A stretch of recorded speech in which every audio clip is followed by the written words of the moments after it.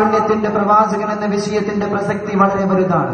നമുക്കറിയാം, പ്രവാചകൻ സല്ലല്ലാഹു അലൈഹി വസല്ലം തങ്ങൾ ഒരിക്കൽ തന്റെ സഹാബാ കിറാമിനെ ക്ലാസ് എടുത്തുകൊണ്ടിരിക്കുകയായിരുന്നു. അന്നേരം അതുവഴിയിലൂടെ കടന്നുപോയ അബ്ദുല്ലാഹി ഇബ്നു സുലൂൽ എന്ന് പറയുന്ന തന്റെ ശത്രുപക്ഷത്തെ നേതാവായ അബ്ദുല്ലാഹി ഇബ്നു സുലൂലിന്റെ ശവശരീരം അതുവഴി കൊണ്ടുപോകപ്പെട്ടു. ഉടനെ പ്രവാചകൻ സല്ലല്ലാഹു അലൈഹി വസല്ലം തങ്ങൾ ബഹുമാന സൂചകമായി എഴുന്നേറ്റ് നിന്നു. ഇത് കണ്ട സഹാബാക്കൾ അത്ഭുത പരിഭ്രാന്തരായി.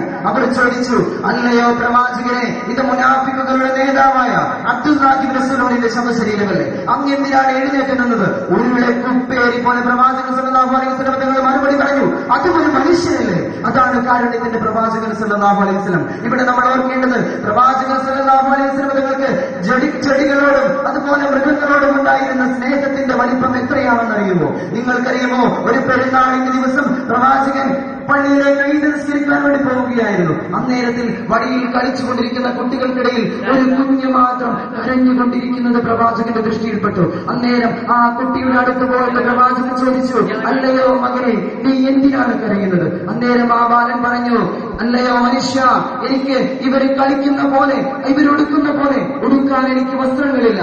ഇവര് കളിക്കുന്ന പോലെ കളിക്കാൻ എനിക്ക് എന്റെ മനസ്സിൽ സന്തോഷമില്ല. എന്റെ പിതാവിൽ നിന്നും മരണപ്പെട്ടുപോയി, എന്റെ മാതാവ് വേറൊരു ഭർത്താവിന്റെ കൂടെ ജീവിക്കുകയാണ് എന്ന് പറഞ്ഞ ആ കുട്ടിയോട് പ്രവാചകൻ സല്ലല്ലാഹു അലൈഹി വസല്ലം തങ്ങൾ തന്റെ കൈ പിടിച്ചുകൊണ്ട് ആയിഷ റളിയല്ലാഹുവിന്റെ വീട്ടിൽ ചെന്ന് കൊണ്ടുകൊടുത്തു. അവിടുന്ന് പറഞ്ഞു, ആയിഷ, നീ ഇവനെ കുളിപ്പിക്കണം, ഇവന് പുതുവസ്ത്രം അണിയണം. അങ്ങനെ പുതുവസ്ത്രം അണിയിച്ച് ആ പുതുവസ്ത്രത്തിൽ പ്രവാചകൻ സല്ലല്ലാഹു അലൈഹി വസല്ലം ആ കുട്ടിയുടെ കൈ പിടിച്ചുകൊണ്ട് മറ്റു കുട്ടികൾ കളിക്കുന്നതിനിടയിലൂടെ നടന്നുപോയ സംഭവം നമ്മുടെ മുന്നിൽ തുറന്നു കിടക്കുകയാണ്. ഇവിടെയൊക്കെ കാരുണ്യത്തിന്റെ പ്രവാചകൻ എന്നുള്ള ആ വചനം നമ്മൾ ഓർത്തുപോവേണ്ടതാണ്. മറ്റൊരു വിഷയം പറയുന്നു, മക്കം ഫതഹ് കഴിഞ്ഞപ്പോ തന്നെയും തന്റെ കൂട്ടാളികളെയും മക്കയിൽ നിന്ന് നാട്ടിപ്പായിപ്പിച്ച മക്കാ കുഫാറുകളെ പരാജയപ്പെടുത്തി മുന്നിൽ ഹാജരാക്കിയപ്പോ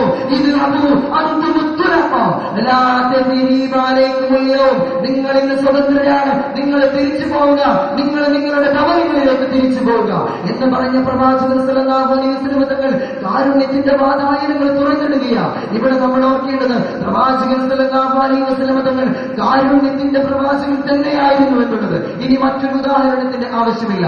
വേറെ ഒരു കാര്യം പറയുന്നു, പ്രവാചകൻ സല്ലല്ലാഹു അലൈഹി വസല്ലം തങ്ങളുടെ അടുക്കലേക്ക് ഒരിക്കൽ ഒരു മാൻപേട കടന്നു വന്നു. എന്നിട്ട് പ്രവാചകനോട് പറഞ്ഞു, അല്ലയോ പ്രവാചക, എനിക്ക് എന്റെ കുഞ്ഞിനെ മുല കൊടുക്കേണ്ടതുണ്ട്. ഈ വേടൻ എന്നെ പിടിച്ചിട്ടുണ്ട്. അങ്ങ് എന്റെ മേൽ ജാമ്യം നിന്നുകൊണ്ട് എന്റെ കുഞ്ഞിനൊന്ന് മുലപ്പാല് കൊടുക്കാനെങ്കിലും അങ്ങനെയൊന്ന് സമ്മതം വാങ്ങിച്ചു തരണമെന്ന് പറഞ്ഞപ്പോ പ്രവാചകൻ അവിടുന്ന് ആ വേടനോട് പറഞ്ഞു, നിനക്ക് ഈ മാൻപേടയ്ക്ക് അതിന്റെ കുഞ്ഞിനെ മുലയൂട്ടുന്ന സമയം വരെയെങ്കിലും നിനക്കതിനെയൊന്ന് വിട്ടുകൂടെ? ഞാൻ ഇതിന് ജാമ്യം നിൽക്കാം എന്ന് പറഞ്ഞുകൊണ്ട് അതിന് ജാമ്യം നിൽക്കുകയും അത് തന്റെ കുഞ്ഞിനെ മുലപ്പാലോട്ടിയതിനു ശേഷം തിരിച്ചു വരികയും അതിനെ പ്രവാചകൻ സല്ലല്ലാഹു അലൈഹി വസല്ലം തങ്ങളുടെ സത്യസന്ധതയും അതുപോലെ പ്രവാചകന്റെ ജീവികളോടും സസ്യങ്ങളോടും മൃഗങ്ങളോടുമുള്ള സ്നേഹത്തിന്റെയും കാരുണ്യത്തിന്റെയും വിശാലത ഇവിടെ വിളിച്ചോതുകയാണ്. മാത്രമല്ല, പ്രവാചകൻ സല്ലല്ലാഹു അലൈഹി വസല്ലം തങ്ങൾ ജീവിതത്തിൽ ഒരിക്കലും പോലും കളവ് പറഞ്ഞിട്ടുണ്ടായിരുന്നില്ല. ചെറുപ്പം മുതൽ, അതായത് നബുവത്ത് ലഭിക്കുന്നതിന് മുമ്പ് തന്നെ അൽ-അമീൻ എന്ന് പറഞ്ഞിരുന്ന പ്രവാചകൻ, അൽ-അമീൻ എന്ന് വിശേഷിക്കപ്പെട്ട പ്രവാചകൻ, അദ്ദേഹത്തിന് പ്രവാചകൻ സല്ലല്ലാഹു അലൈഹി വസല്ലം തങ്ങൾക്ക് നബുവത്ത് ലഭിച്ചതിന് ശേഷവും അവിടെ നിന്ന് ഒരുപാട് കരാറുകൾ ഉണ്ടാക്കിയിട്ടുണ്ട്. എന്തിനാണ് കരാറുകൾ ഉണ്ടാക്കിയത്? കാരുണ്യത്തിന് വേണ്ടിയിട്ട്. എന്തേ കാരുണ്യം?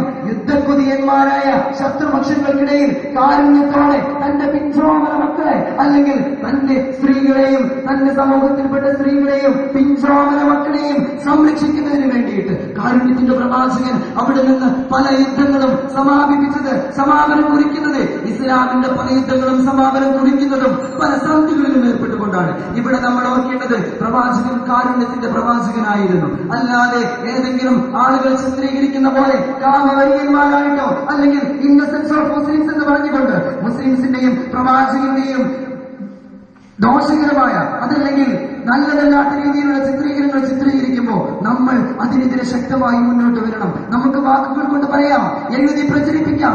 നമ്മൾ നമ്മുടെ തൂലികകളെ പ്രവാചകന് വേണ്ടി ചലിപ്പിക്കണം. നമ്മൾ മുസ്ലിമാണെന്ന് പറയുന്നതിൽ നമ്മൾ അഭിമാനിക്കണം എന്ന് മാത്രം പറഞ്ഞുകൊണ്ട് എന്റെ വാക്കുകൾക്ക് വിട. അൽഹംദുലില്ലാഹി റബ്ബിൽ ആലമീൻ. അസ്സലാമു അലൈക്കും വറഹ്മത്തുള്ളാഹി തആല വബറകാതുഹു.